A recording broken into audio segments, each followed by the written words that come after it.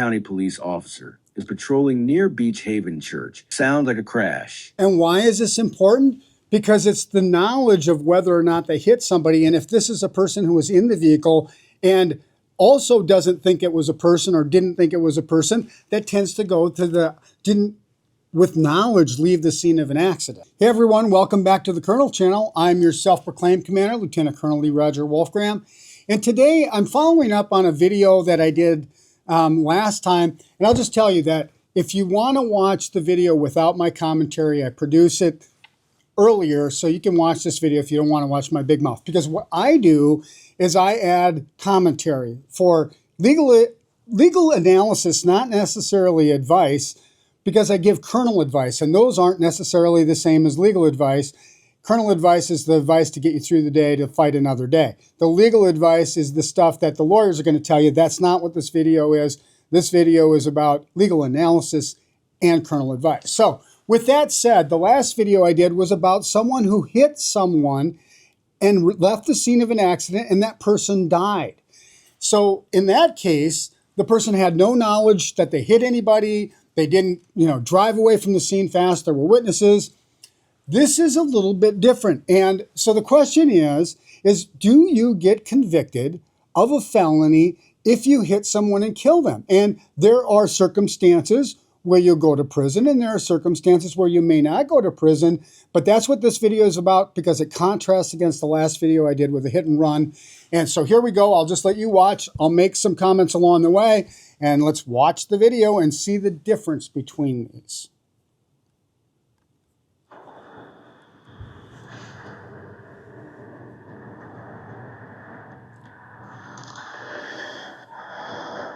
So The person was hit? mm-hmm. The person was hit? Yeah. Did they? I don't know yet. I don't know anything yet. But that's why we're talking to all of y'all. So you got handcuffs? Yeah.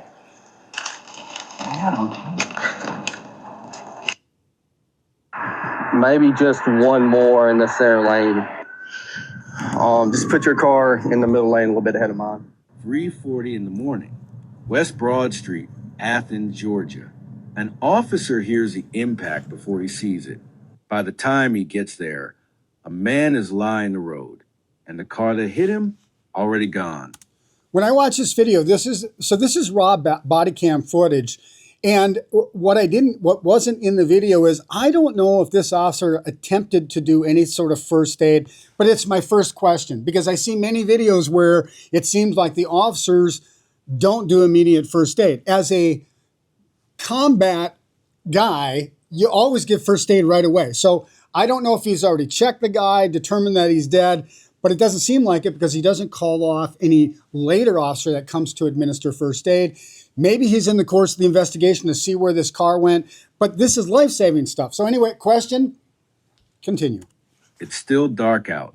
An Athens Clark County police officer is patrolling near Beach Haven Church when he hears what sounds like a crash. He doesn't wait for a call. He heads straight toward the sound. What he finds is a man lying in the road, unresponsive. No sign of the vehicle that hit him. Hey, can you talk to me, sir? I didn't see the vehicle. I heard it, and I'm on scene with the victim. Okay, so this is what leads me to believe that he hasn't even checked. If he's asking, do you hear me, sir? Clearly, the guy needs some medical attention. So, I think that all first responders should be giving first aid when they immediately arrive at the scene, whether you're a cop, you're a firefighter, or if you're just a military veteran who has combat lifesaver experience. This is the first thing that needs to be done. I'm not really sure why that's not occurring. It's just something to raise a question.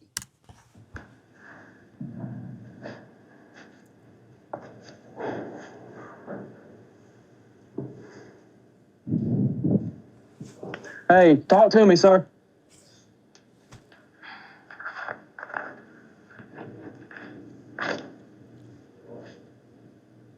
I was sitting back there. I heard the bang. I came over here, and he was like this. Okay, so that's what should be happening. You see, the other officer arrives and begins to administer life-saving attention. Again, minutes matter in this stuff a lot.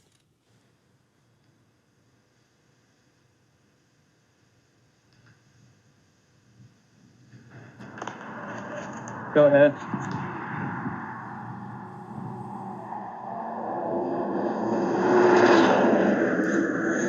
Maybe 30 seconds before I saw the guy.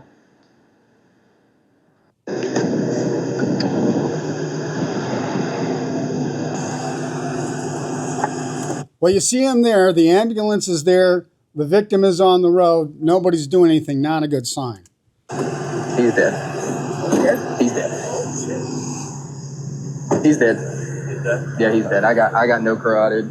I mean, by all means, y'all want to hook him up, check him. But I'm fairly confident he's dead. I've seen no breathing, no motion. And I was digging in, trying to find any type of carotid pulse or anything like that. It's been probably 3 minutes now. Yeah, he was very warm, but like the officer heard it happen. The officer heard it happen and then came up here and checked it. So with the time frame, he shouldn't be cold. Where is he bleeding from? I think it's all from his head and his nose. There's definitely where you're at. Yeah, you're good. Really? Like from his nose, yeah. I'm sorry, you said how long is waiting for me? It's probably been within 5 minutes right now.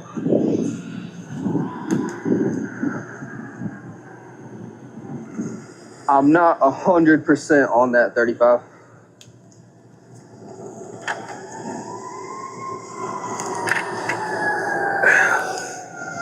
I believe it's going to be passenger side from what I'm seeing though.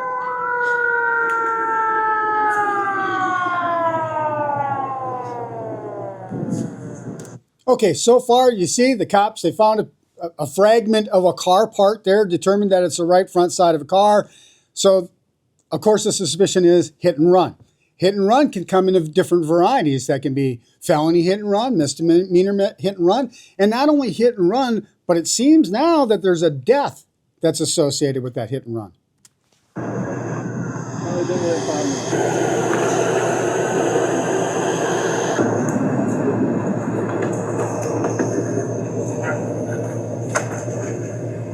Is this one Emmett's bag? Okay, so you see that paramedic is giving CPR. So if CPR was appropriate now, CPR would have been appropriate when you first got to the scene. Again, just a question, but it seems to me there might have been minutes lost.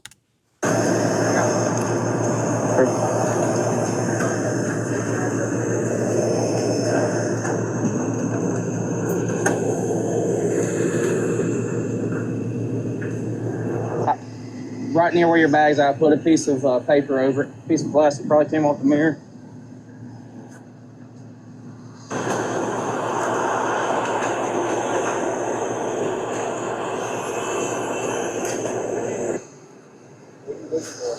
Make sure his wall or nothing got knocked into that. But I think he got hit down there where his shoes are, didn't he?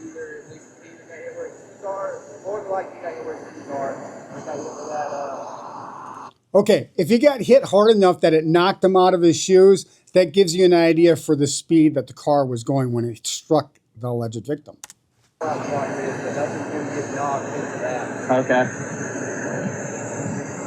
The man is later identified as Michael Kitchen, 34 years old, from Madison, Georgia.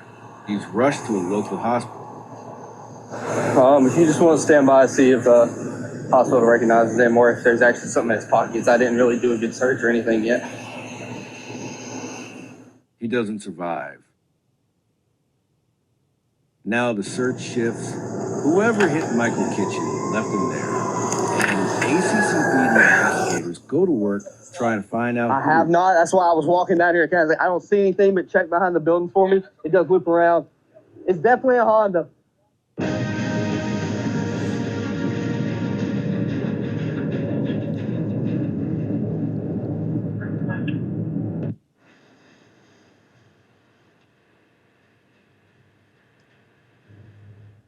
The investigation leads him to 21-year-old Benhur Tesfair of Lilburn. He's identified as a driver, and he's arrested. The officer's next stop is a conversation no one wants to have. He knocks, and it's the mother who answers. At first, it's just questions where her son was, what car he drives. Then comes the part she wasn't expecting, that her son was behind the wheel in a crash, and the man he hit didn't survive. Hello?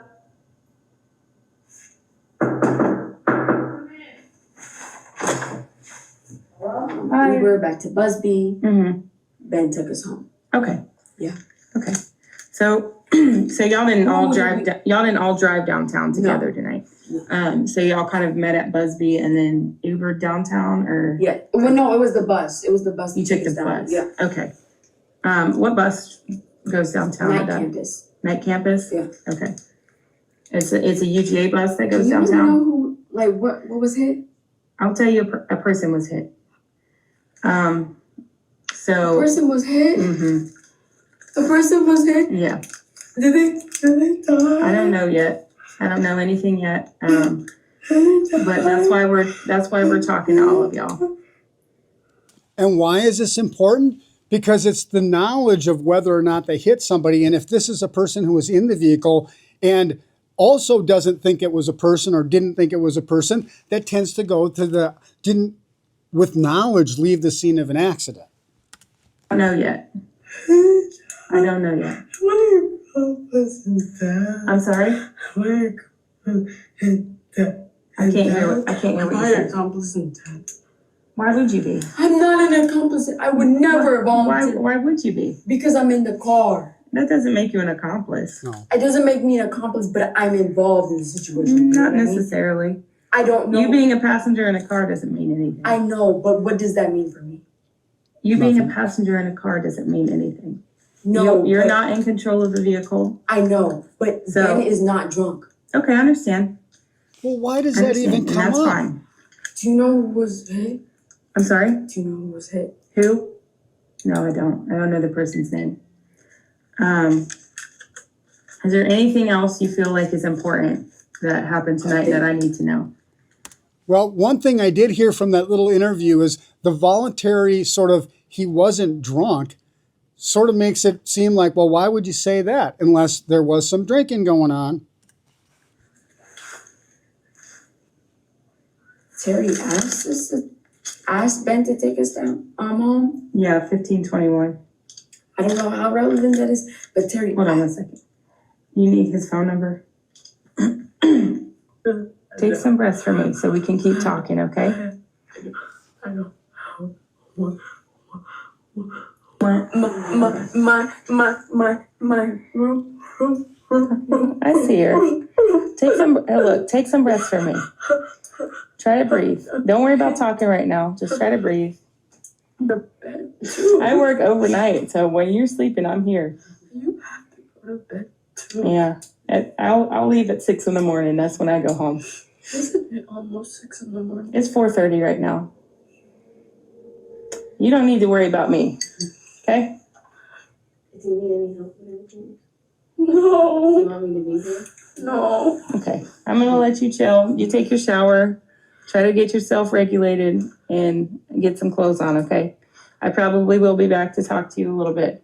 Okay. But I think probably more just to update you on what's going on versus having another conversation. Does that make sense? Okay. Okay.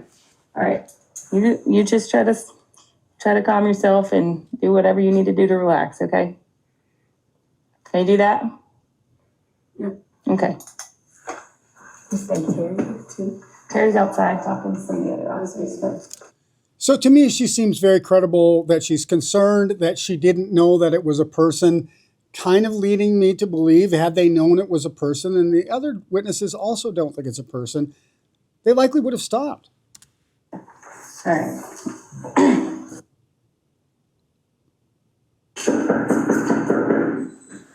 Knock brings out two of the mother's children, a brother and sister, both caught off guard by police showing up at their door. What's going on?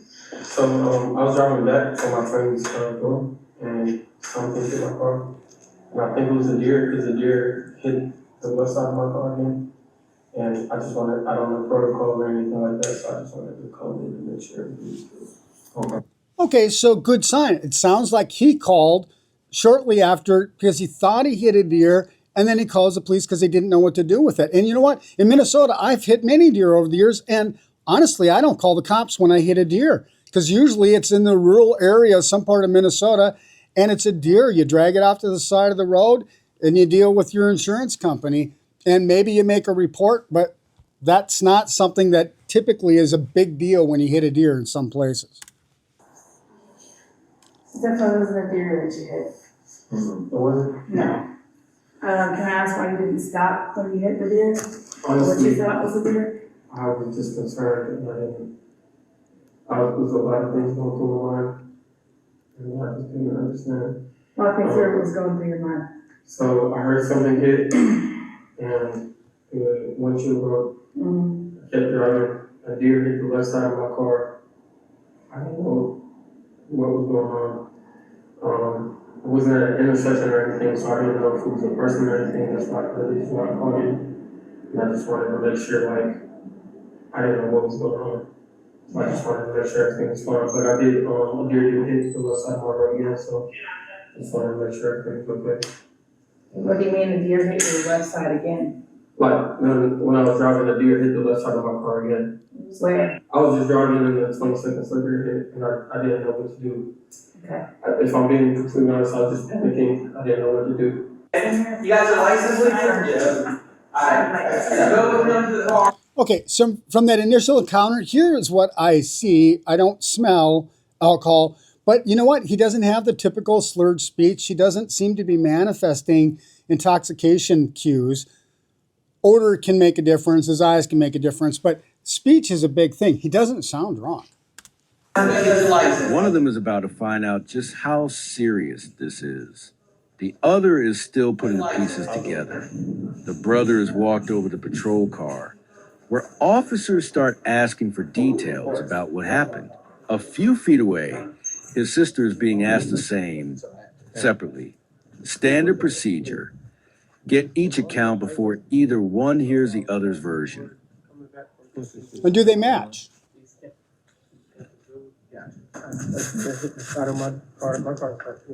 So you had how many people in the car with you? Three people in the car. 3? Yeah. And nobody like Plus you. 4 total. So there's four of you in the car. Yeah, 4 of us in the car.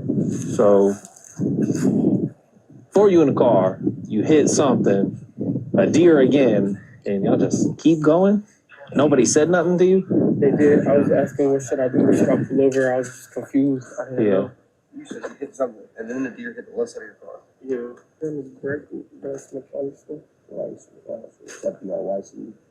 So all their stories pretty much match up. They were downtown at Cloud earlier, then they went over to East Campus Village and were hanging out a little on campus till they came here. This guy was driving, everybody says that. This dude was in the passenger seat. He says it happened real fast. Nobody knew what hit it. He said he thought it like a log or roadkill. He said the driver mentioned maybe it was a deer. He said at one point the driver said something like, "We didn't hit nobody, did we?" And everybody's like, no. The 2 girls aren't saying that anybody ever mentioned the possibility of hitting someone, but they knew they hit something. They're saying they didn't know what it was. I went and just kind of talked to him, asked him where this other guy lives. It smells to me like he's been drinking. All right. So that's kind of what we got. I was in the rightmost lane. So like the slow lane? Yeah. Okay. Do you remember what it was? It happened so fast, I had no idea what it was. Kind of what. You didn't. Did you think to stop and turn around? I was, if I'm being completely honest, I was just taken aback. I didn't know what happened. I just heard a loud sound. I turned to my right, and my passenger had shards of glass on him. I was just taken aback. I was talking to my passengers, and I didn't know what to do. And I just continued on. You didn't think to stop? Yeah. Yes, sir. How much alcohol have you had tonight? I took 2 shots at Cloud. 2 shots at Cloud? Yeah.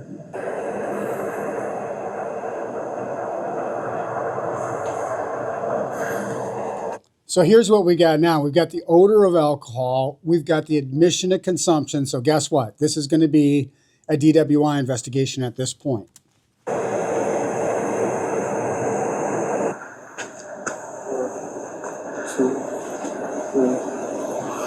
Look at your foot.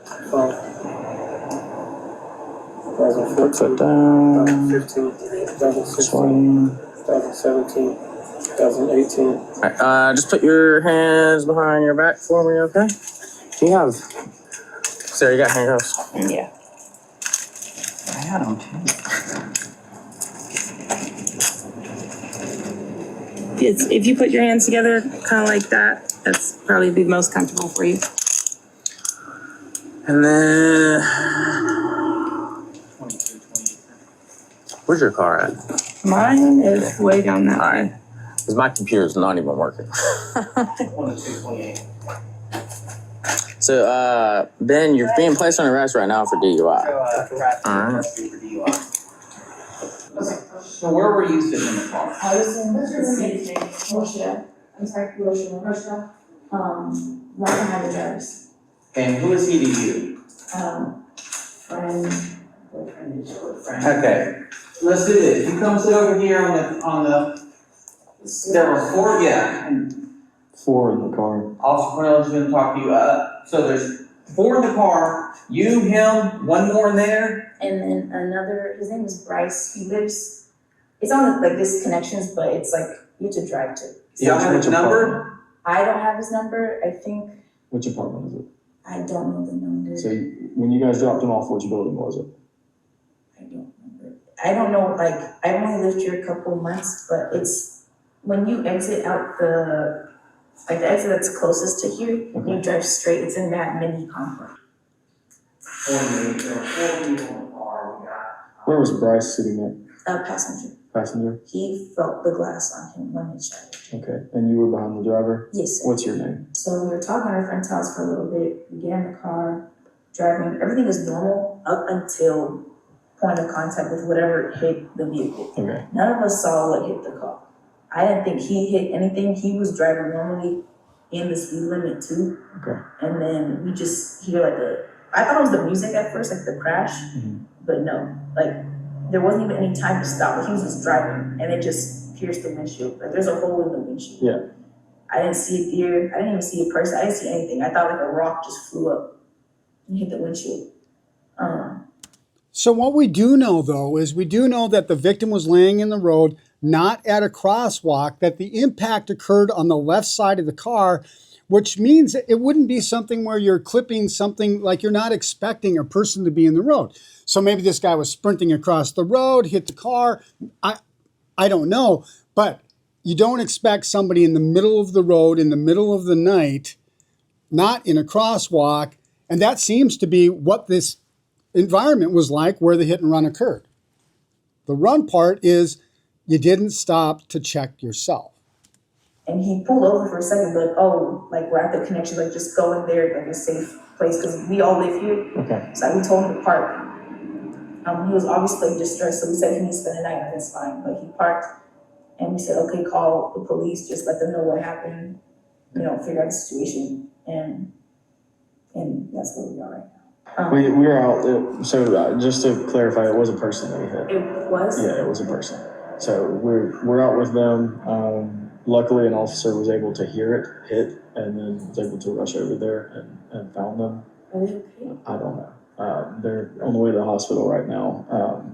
But it wasn't a deer and it wasn't a rock. Okay, so that's our concern is, figuring out why he didn't immediately stop. He did.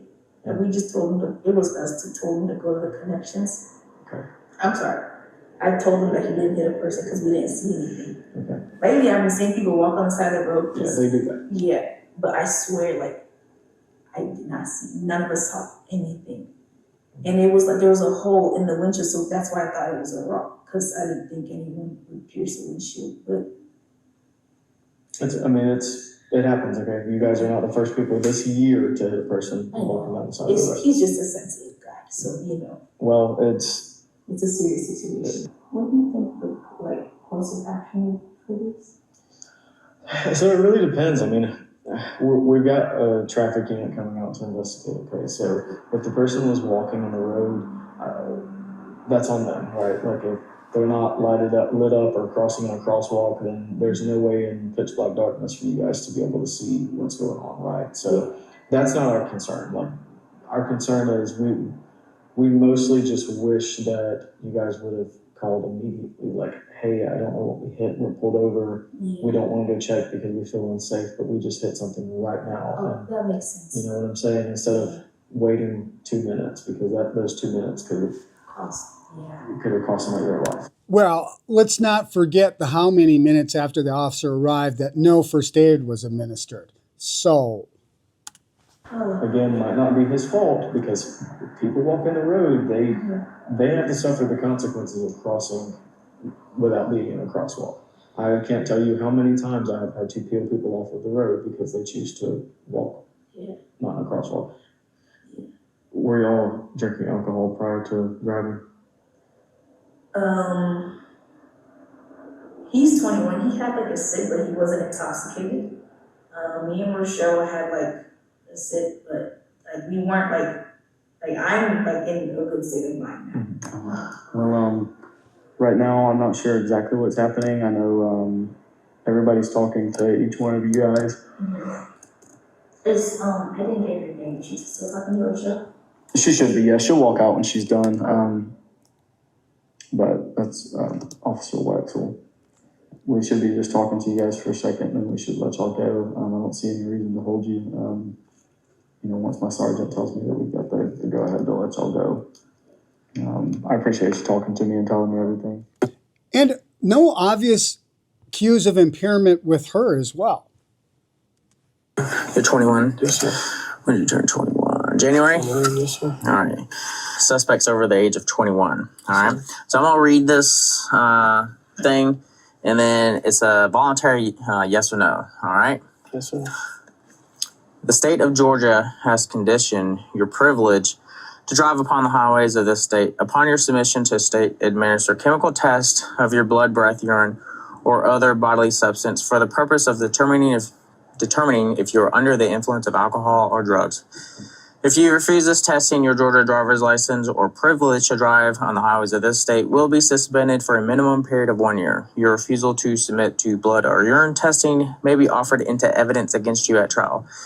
If you submit to testing and the results indicate an alcohol concentration of 0.08 grams or more, your Georgia driver's license or privilege to drive on the highways of this state may be suspended for a minimum period of 1 year.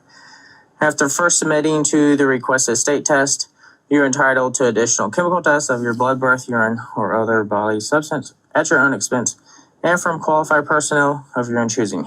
Will you submit to the state administered chemical test of your breath? Do you want to go do a breath test? Is there any way I can? I don't know anything about this. So is there any way I could just wait to talk to somebody? No. So the two choices were submit. So the point here is you don't get the right to counsel on the side of the road under implied consent. It is implied that you're going to consent to that search of your body when they're asking for the breath test upon probable cause or reasonable articulable suspicion, I should say, that there has been alcohol consumption that would make you impaired. Do a breath test. Yeah, it's just a breath test. And then if I do submit, it's taking the trial. And then if I don't, I can read it. I can't give you any advice or anything like that. I can just read from this card. All right. You want me to read it again? no, you can submit to a breath test. Do what? We can do a breath test. You want to go do a breath test? All right. All right. I'm gonna bulk with you, okay? Just nah, you're good. And I think him agreeing to take the breath test is because he doesn't feel impaired. Of course, he's 21 years old, doesn't have a lot of experience, but again, he doesn't show a lot of signs here. All right, buddy. Oh, where is the thing? All right. All right, we're gonna do a breath test, okay? Bunher Tesfair now faces charges connected to Michael Kitchen's death. What you just watched is the footage from that morning. The response, the search, and the arrest that followed.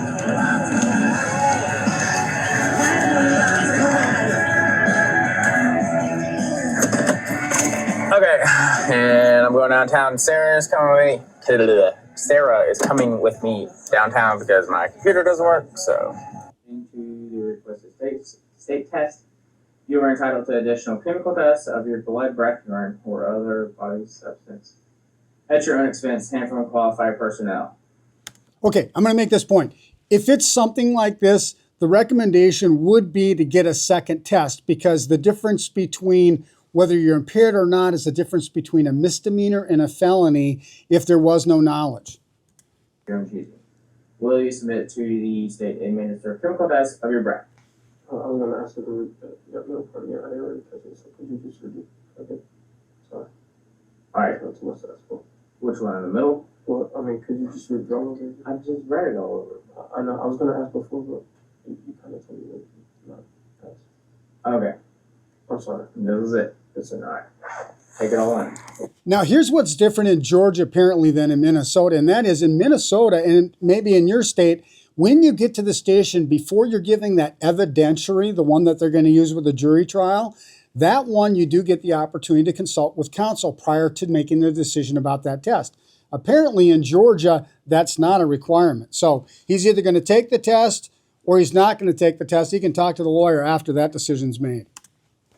The state of Georgia has conditioned your privilege to drive upon the highways of this state upon your submission to state administered chemical test of your blood, breath, urine, or other bodily substance for the purpose of determining if you are under the influence of alcohol or drugs.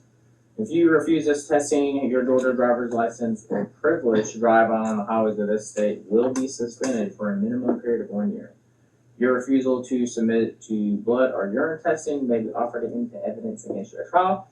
If you submit to testing and the results indicate an alcohol concentration of 0.08 grams or more, your Georgia driver's license or privilege to drive on the highways of this state may be suspended for a minimum period of 1 year. After first submitting to the requested state test, you are entitled to additional chemical tests of your blood, breath, urine, or other bodily substance at your own expense and from qualified personnel of your choosing. Will you submit to the state administered chemical test of your breath? But what would it be based on, like the suspension? That's not a question for me, man. I think, Would he be able to answer? I'm sorry, Would he be able to answer? I don't know. Like, there's not, so they don't give us a whole lot to be able to give you advice on this kind of stuff. Yeah. We just read from the card. We're supposed to read from the card and that's pretty much it. We're not supposed to give you like any other advice or stuff like that because we don't know how all this is going to play out. So it's hard. But do you know what like factors and stuff would go into it? Like you can't tell me what factors would go into it? Well, the factor for this is whether or not you choose to give the test or don't I give know the I'm test. talking about But when I proceed with the test, like what factors would go into the suspension or anything like that. I don't know, man. Tough decision. The state's pretty strict with us about what we can and cannot like talk about for this kind of stuff. So we can read the card and you get the option to say yes or no, and that's pretty much it. And I can't talk to anybody about it. Mm-mm. The influence party test. The party test, you do that side? What about? Did I fail that?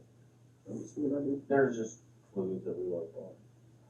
Is it my feet tipping right there? There's accumulation of things, but can't go into detail. It's not really once they get you booked in at the jail, they'll let you make a phone call. And do you know how like Alright, come on.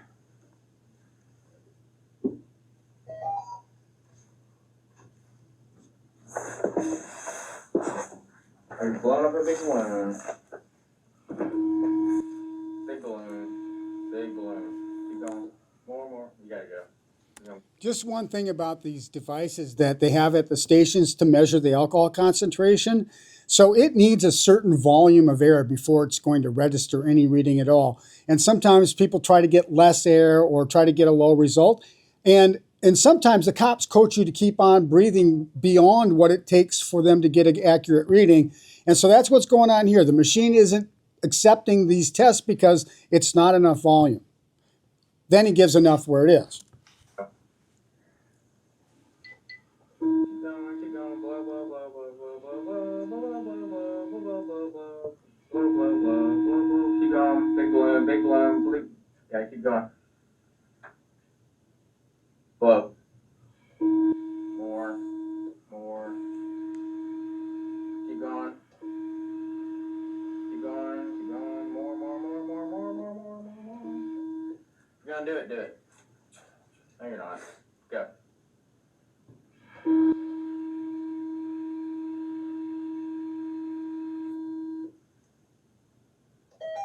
There you go. Enough volume.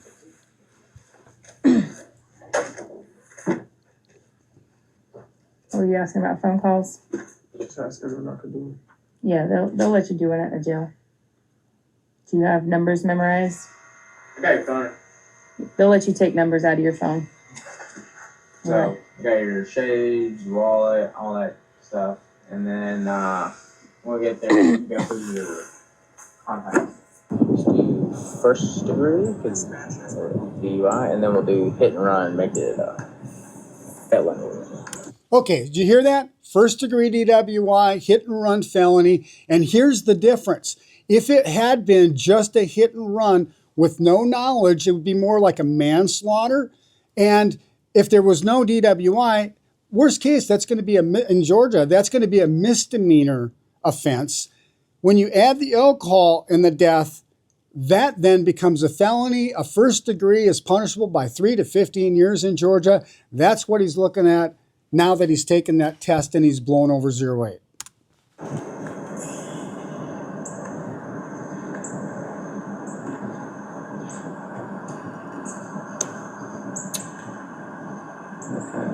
What's the? What's on this? That's the felony. Yeah. Fine. So what do we got? DUI life safe? Yep. How's my vehicle? First degree? Yep. Cause DUI. And then hit what? Alright. Good enough for me. Okay. Is it you or It's me. Denny? Make Okay. We'll leave. In a nutshell, so here's what that- I have to say in a about nutshell, this. here's what I have to definitely say have about gotten this. that second I would test definitely because have gotten the that difference second in test these because breath the tests difference versus in these tests, breath tests there versus can be blood errors in it, tests, and if this there guy can is be right on errors the in it. line, And if which this guy he is right on the probably line, is, which just he based on the probably rest of the is, manifestations just of based on the impairment, rest I of the don't see him. So manifestations this of guy is impairment, I don't probably a see him. So this guy is 0809 probably a guy, 0809 guy, and that could be some error in the testing, definitely worth getting the additional test. If you can't talk to a lawyer at the time, they offer you an additional test. If it's serious like this, I recommend you get that second test. It isn't going to hurt you, it can only help you. Well, The cops sad already have their situation. Well, Didn't sad have situation. knowledge. You see the difference Didn't between the have last knowledge. one You and see this the one difference is between the the last one and alcohol. this one is Until the next time, alcohol. this is Wolf 6 from Until the the next Wolfgram time, Worldwide this is Wolf Headquarters. 6 from the Wolfgram Worldwide Headquarters. Out here.